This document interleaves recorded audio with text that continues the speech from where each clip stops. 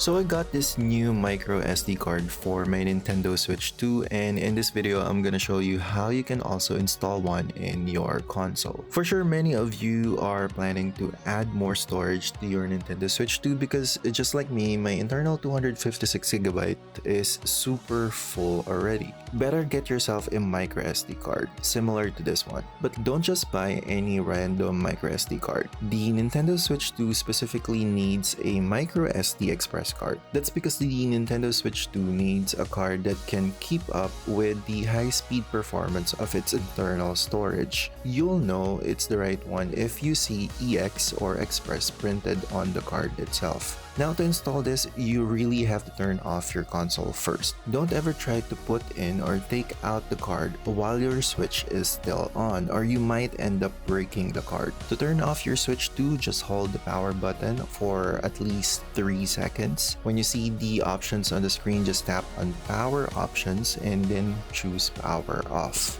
Next, gently lift the adjustable stand so you can see the micro SD card slot. Grab your card and make sure you're holding it the right way. The labels and prints should be facing away from the console. Lastly, just slid the card into the slot and push it down gently until you hear it click. Turn your Switch 2 back on and just follow whatever it says on the screen. For me, it asked for a system update. After the update, the system will restart and you're good to go. You can check if your new storage is working by going to System Settings, then Data Management. And that's it. If you have any questions, just leave a comment below. Don't forget to like and subscribe, and I'll see you guys in the next video.